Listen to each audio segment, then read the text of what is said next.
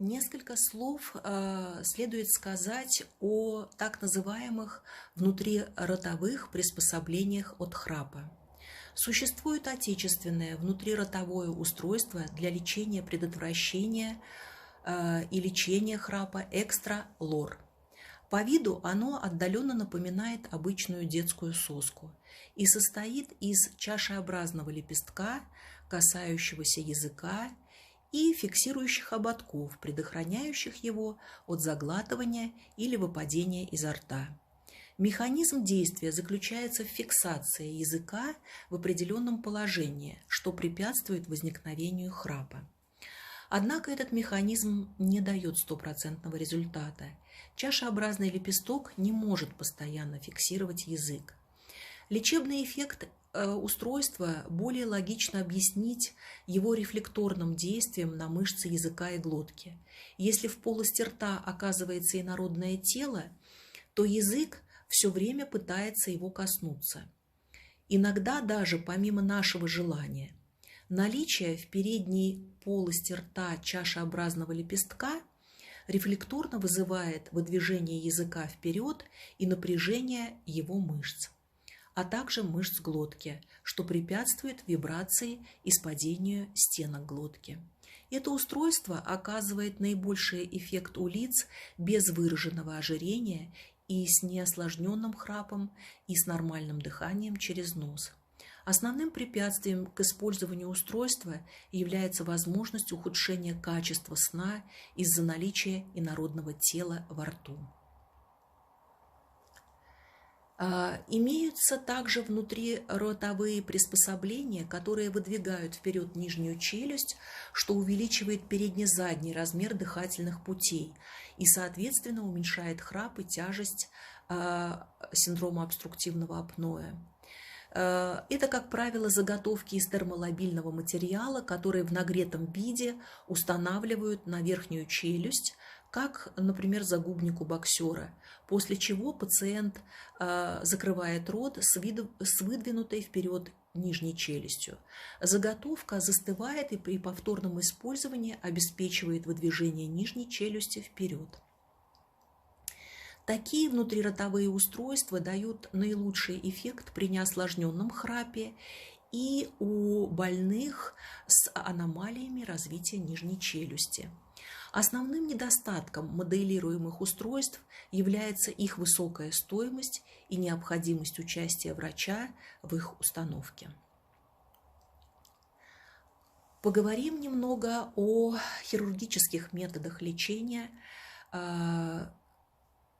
храпа и синдрома обструктивного апноэ. Один из них – это лазерная пластика и криопластика неба. Лечебный эффект данных методов основан на вызывании термического или холодового ожога слизистой оболочки мягкого неба. Лазером или криоаппликатором наносятся линейные или точечные ожоги в области мягкого неба и небного язычка, что вызывает их воспаление.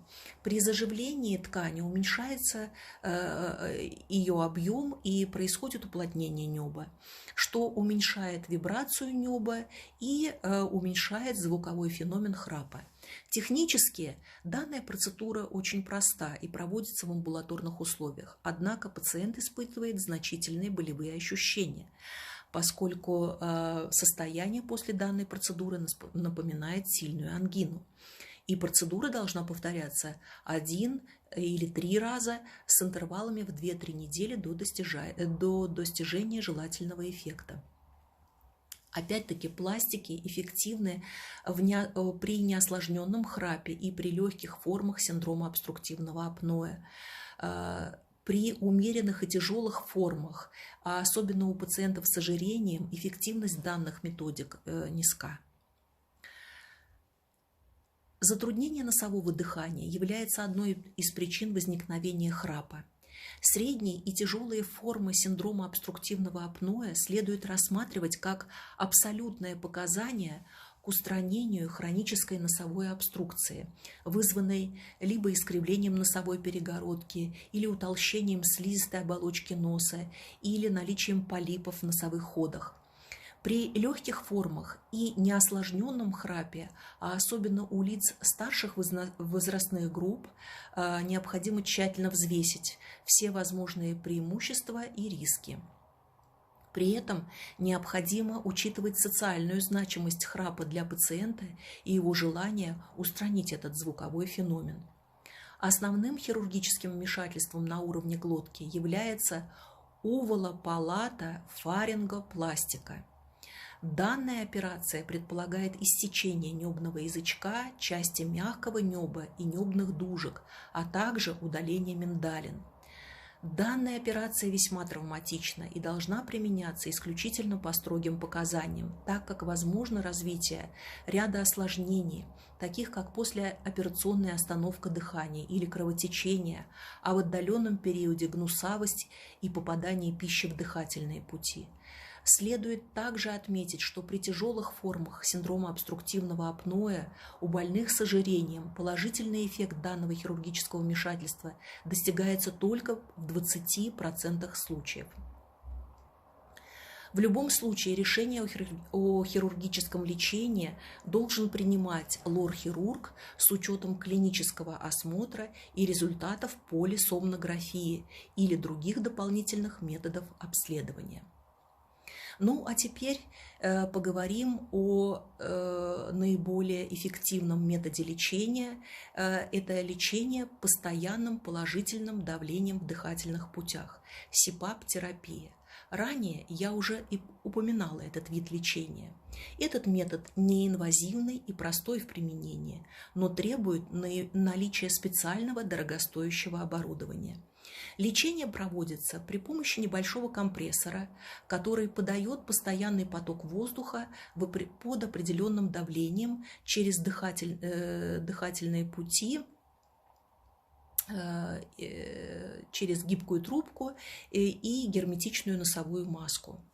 И если у здорового человека наличие трубки и маски на лице во время сна может вызвать ухудшение качества сна, то у больного с тяжелой формой синдрома обструктивного апноэ, сопровождающейся сотнями остановок дыхания за ночь, а соответственно и сотнями микропробуждений мозга, сон с аппаратом воспринимается как гораздо меньшее зло. Более того, практически сразу же устраняется дневная сонливость, улучшается качество жизни. Процедура подбора лечебного давления проводится в сомнологических клиниках. Впоследствии пациент самостоятельно пользуется аппаратом в домашних условиях. В тяжелых случаях аппарат необходимо использовать каждую ночь.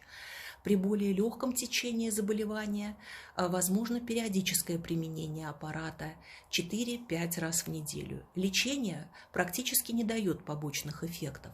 Отмена аппаратного лечения, даже если оно проводилось в течение нескольких лет, не влечет за собой каких-либо осложнений, за исключением постепенного возвращения исходной симптоматики. Применение аппарата не излечивает человека, но обеспечивает нормальный сон, улучшение качества жизни, профилактику серьезных осложнений. Даже очень тяжелые больные уже через несколько дней могут ощутить значительное улучшение самочувствия. Итак, в сегодняшнем разговоре мы постарались выяснить, что же такое храп и каковы причины его возникновения. Мы поговорили о том, что лечение храпа – это непростая задача и требует повышенного внимания к диагностике не только лор-органов, но и общесоматического состояния больного. В большинстве клинических случаев лечение храпа – это этапный процесс. И, к сожалению, ни одна из существующих методик не может дать стопроцентную гарантию избавления от храпа. Средняя эффективность современных методик составляет 70%. При неосложненном храпе можно попробовать самостоятельно методы консервативного лечения, гимнастика, спреи, позиционное лечение, но при синдроме обструктивного апноэ это лишняя трата драгоценного времени. Надеюсь, вам была полезна сегодняшняя лекция. Спасибо за внимание и будьте здоровы!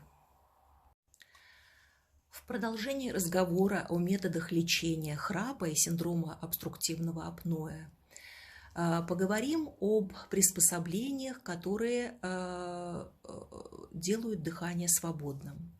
Затруднение носового дыхания может существенно усиливать храп. Остановимся на терапевтических методах улучшения носового дыхания, особенно в ночное время.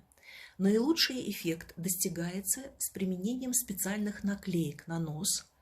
Они продаются в аптеке.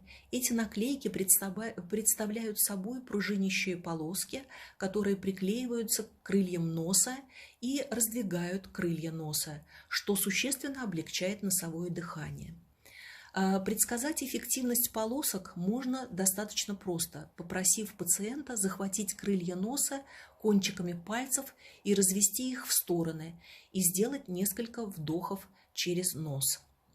Данные наклейки устанавливаются на всю ночь.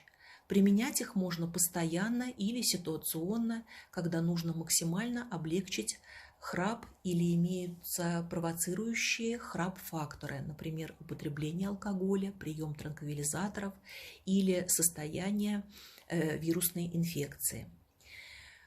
При приходящей ночной заложенности носа необходимо рассмотреть аллергические реакции на предметы спальни, пыль, перо, домашний клещ, а также реакции слизистой носа на сухой воздух. В последнем случае очень хороший эффект дает простое увлажнение воздуха в течение ночи.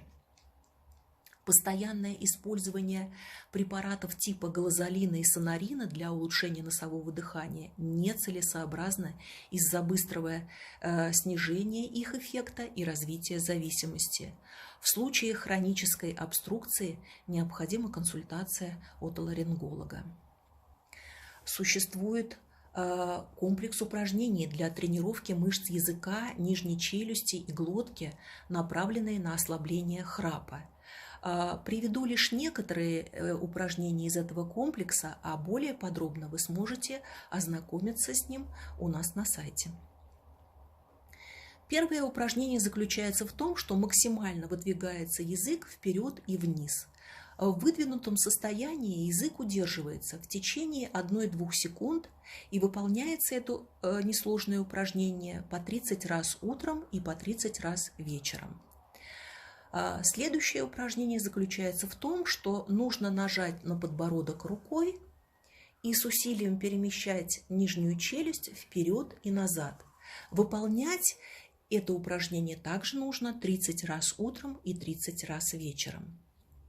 Еще одно эффективное упражнение заключается в том, что нужно сильно зажать зубами и удерживать в течение 3-4 минут во рту деревянную или пластиковую палочку, ну или простой карандаш. Выполнять это упражнение перед сном.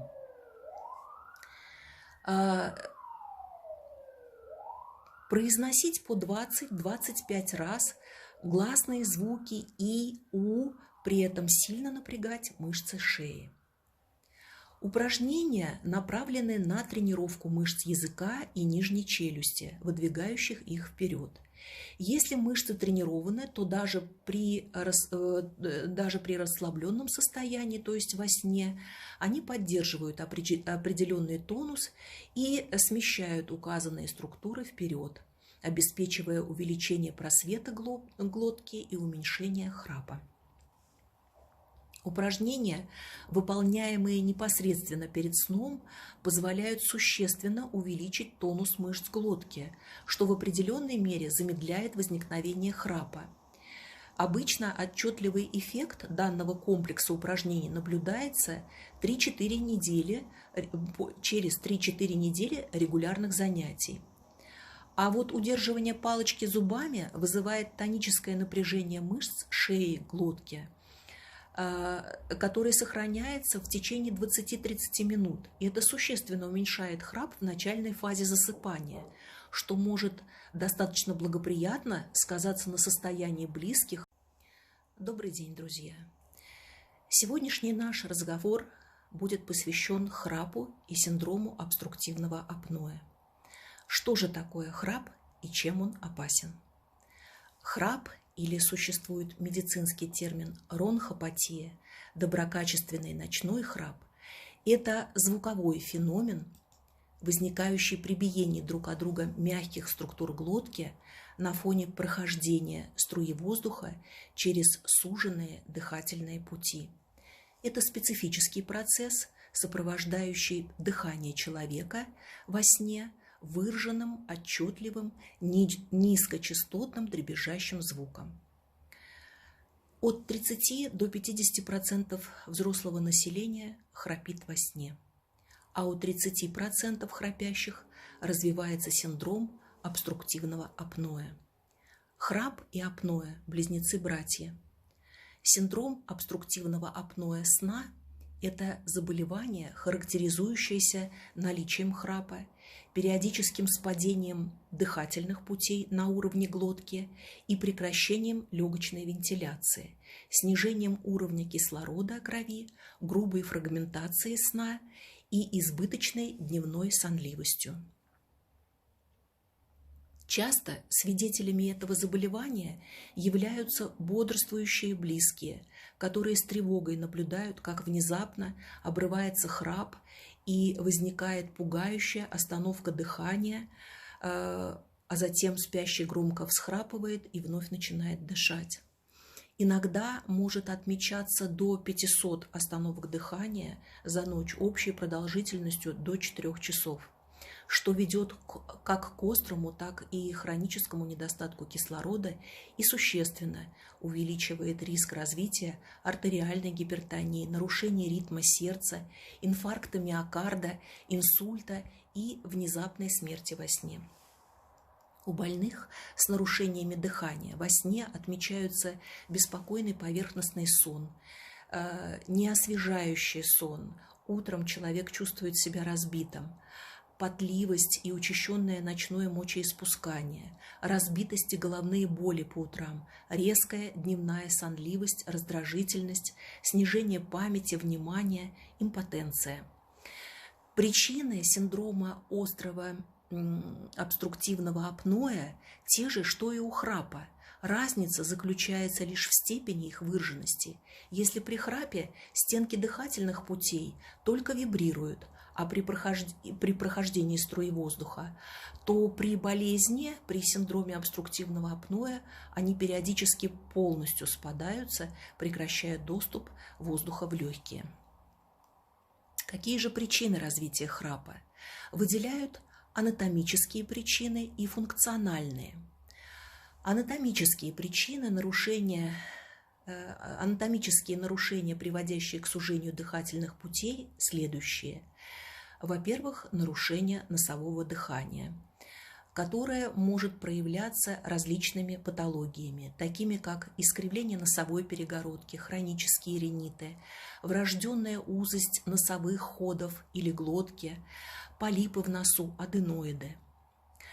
Во-вторых, это различная патология глотки, которая проявляется либо в виде удлиненного небного язычка, либо в нарушении иннервации мышц мягкого неба вследствие различных дегенеративных нервных мышечных процессов или в связи с принятием веществ, обладающих миорелаксирующим действием, такими как снотворные, транквилизаторы, седативные препараты, алкоголь. Маленькая, смещенная кзади нижняя челюсть и увеличение небных миндалин также приводят к нарушению дыхания. Нужно особо отметить ожирение. Риск возникновения храпа у пациентов с ожирением в 8-12 раз выше, чем у пациентов с нормальным индексом массы тела. У пациентов с ожирением третьей степени тяжелая форма синдрома обструктивного апноэ развивается в 60% случаев. Риск развития синдрома обструктивного апноэ существенно повышается при окружности шеи у мужчин свыше 42 см, а у женщин свыше 40 см. Жировые отложения в области латеральных стенок глотки ведут к сужению просвета глотки, увеличивая вероятность ее спадения на уровне небного язычка и надгортанника. Поговорим о функциональных факторах и заболеваниях, снижающих тонус мышц глотки. Первым фактором является, собственно, сон, когда физиологически происходит снижение мышечного тонуса. Дефицит сна и усталость, прием алкоголя, прием снотворных препаратов, курение – все это приводит к снижению тонуса мышц глотки. Снижение функции щитовидной железы, менопауза у женщин, старение – все эти процессы ведут к снижению тонуса мышц глотки. Храп, как звук, представляет собой в большей степени социальную проблему для окружающих, чем для самого храпящего. Однако храп может быть предвестником и одним из основных симптомов серьезного заболевания – синдрома обструктивного апноэ сна. Какая же оптимальная тактика при диагностике данного заболевания? Диагноз, собственно, храпа, как правило, не вызывает особых затруднений. Следует, однако, отметить, что человек обычно недооценивает свой храп. Окружающие переоценивают. Например, человек может 10 раз за ночь негромко похрапеть. Общая длительность составит 10-20 минут. Но за эти 10 минут он разбудит соседа по комнате, и у него сложится впечатление, что вся ночь была испорчена громким храпом. Гораздо сложнее обстоит дело с диагностикой синдрома обструктивного апноэ сна. Для предварительной самодиагностики можно использовать тест на дневную сонливость, который позволяет заподозрить заболевание. Точный диагноз может быть установлен только врачом на основании консультаций и проведения полисомнографии. Полисомнография – это метод длительной регистрации различных функций человеческого организма в период ночного сна. Регистрируются следующие параметры: храп, дыхание, насыщение крови кислородом, дыхательное движение грудной клетки и брюшной стенки, положение тела, исследуется активность мозга, энцефалография, проводится исследование движения глаз, электроокулограмма, проводится исследование тонуса подбородочных мышц, электромиограмма, исследуется движение нижних конечностей. Может также осуществляться постоянная видеозапись сна. Полисомнография проводится в специальных лабораториях, в клиниках сомнологии, располагающих соответствующим диагностическим оборудованием. Существует еще и такой метод исследования, как кардиореспираторный мониторинг, при котором регистрируются те же самые параметры, что и при полисомнографии, однако не проводится исследование активности мозга, движения глазных движений, исследование тонуса подбородочных мышц. И основное отличие кардиореспираторного мониторинга от полисомнографии заключается в том, что не проводится анализ собственно структуры сна. В определенной степени это снижает диагностическую точность метода, однако для диагностики нарушений дыхания во сне, храп и апноэ сна часто достаточно проведения кардиореспираторного мониторинга.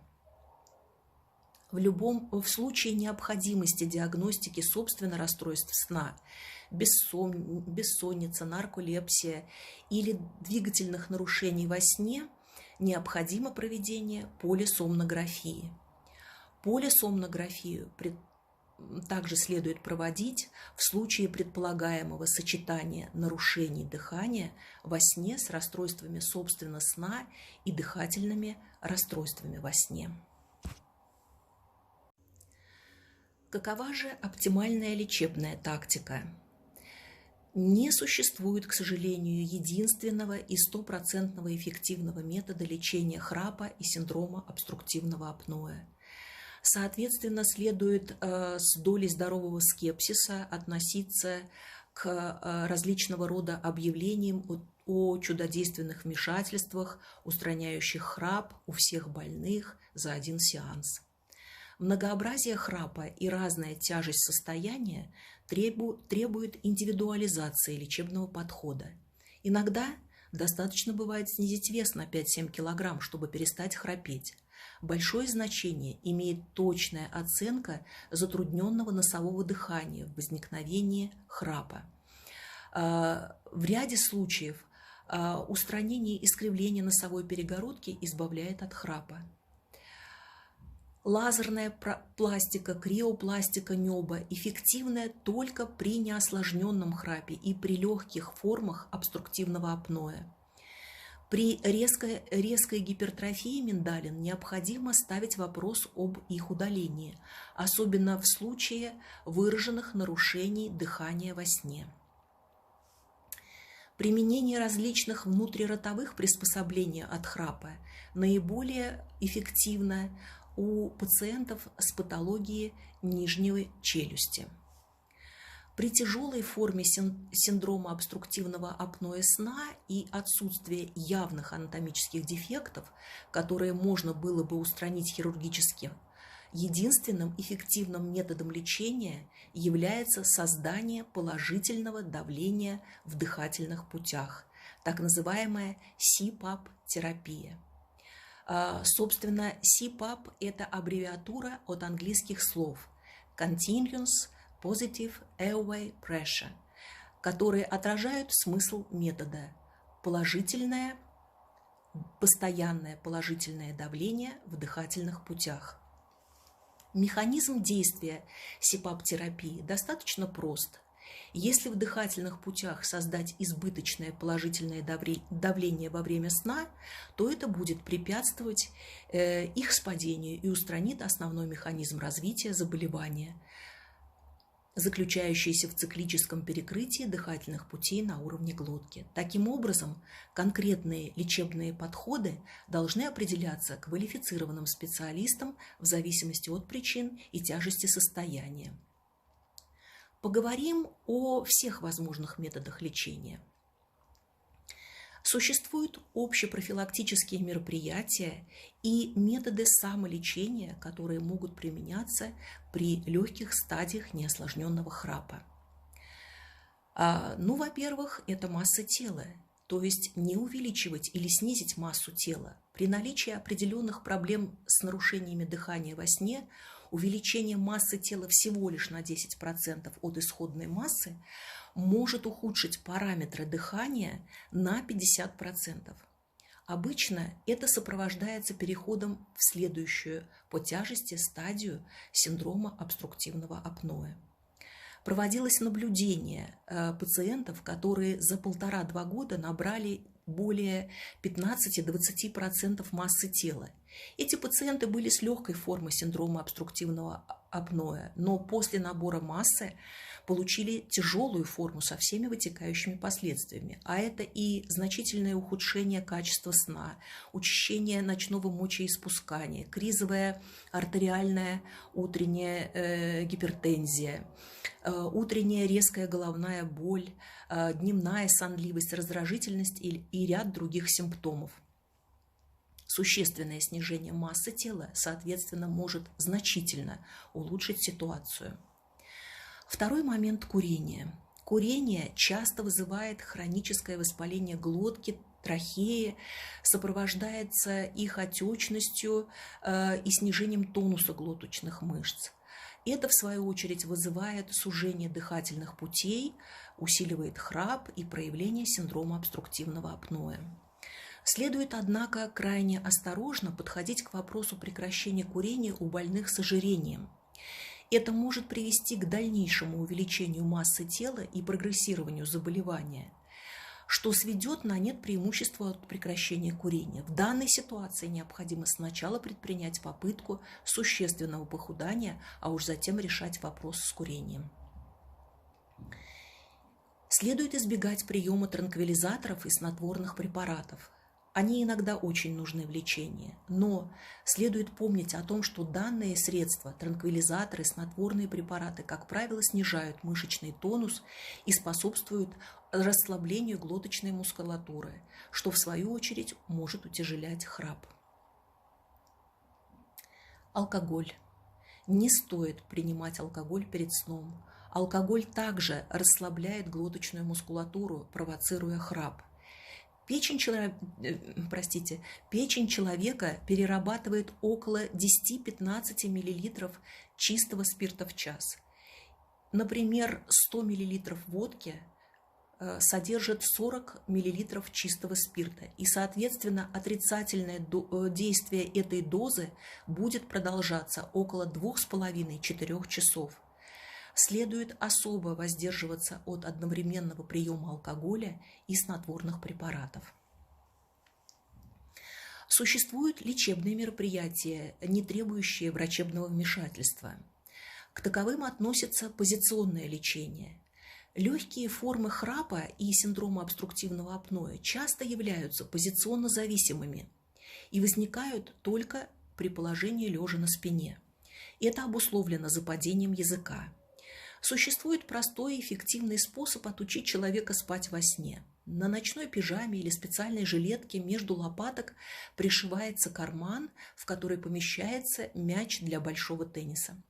В этом случае каждая попытка лечь на спину будет ограничиваться пробуждением и поворотом на бок.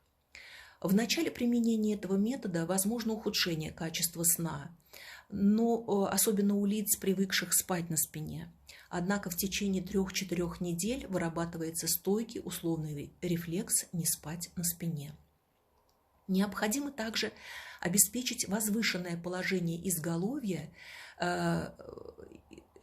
Приподнятое положение туловища уменьшает западение языка даже в положении на спине. Более того, жидкость в организме смещается к низу, что приводит к уменьшению отечности слизистой на уровне носа и глотки, увеличению просвета их, а соответственно к ослаблению храпа. Не следует использовать для обеспечения возвышенного положения головы туго набитые большие подушки, так как при этом туловище, как правило, сползает с подушки, и голова оказывается сильно наклонена, что может, наоборот, усилить храп. Голова должна располагаться максимально параллельно туловищу.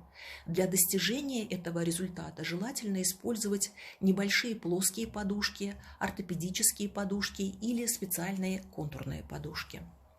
Перечисленные позиционные методы лечения помогают не только при храпе, но и, кстати, при отрыжке желудочным содержимым, которое часто наблюдается у полных храпящих людей. В ассортименте наших аптек сегодня есть ряд препаратов для лечения храпа. Рассмотрим некоторые из них. Например, капли для полоскания горла Good Night. Данные капли представляют собой смесь различных эфирных масел и применяются в разведенном виде для полоскания горла. Они обладают тонизирующим действием на глоточную мускулатуру, смазывают ткани глотки, что уменьшает их травмирование и отечность при храпе, уменьшают также и устраняют сухость во рту во время сна. К сожалению, первоначальный энтузиазм в отношении этих капель сменился умеренным скепсисом. На основании результатов контролируемых исследований, доложенных на 5-м Всемирном конгрессе по апноэ, был сделан вывод об отсутствии явного клинического эффекта капель в отношении синдрома обструктивного апноэ. Несмотря на это, вполне возможно рекомендовать данный препарат, так как он, во-первых, уменьшает субъективные неприятные ощущения в горле, связанные с храпом, сухость, першение, болевые ощущения. Во-вторых, возможно, обладает профилактическим действием в отношении прогрессирования заболевания за счет уменьшения хронической травмы мышечных тканей на уровне глотки. Такой существует препарат Снор-Стоп. Это комплексный гомеопатический препарат. Существует лекарственная форма в виде таблеток для сублингвального приема, то есть под язык. Препарат назначают в качестве симптоматического средства для снижения интенсивности храпа во время сна. Абсолютных противопоказаний нет, но следует осторожно применять при синдроме обструктивного апноэ и при беременности. Принимается препарат непосредственно перед сном, положив таблетку под язык, рассасывают до полного растворения. Этот препарат предназначен для ситуационного облегчения неосложненного храпа.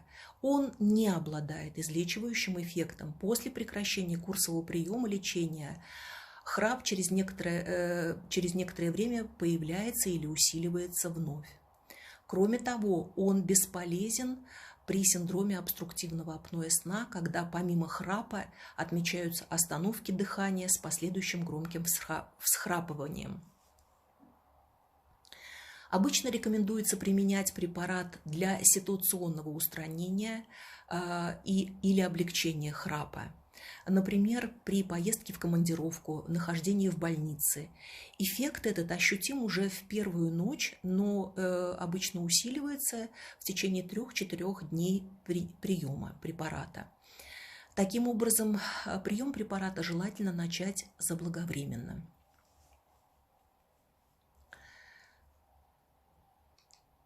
Не рекомендуется принимать данный препарат свыше 40 дней, и после его приема необходимо сделать перерыв приблизительно на тот же самый период, поскольку любой длительный прием фармакологических препаратов несет в себе риск потенциальных осложнений.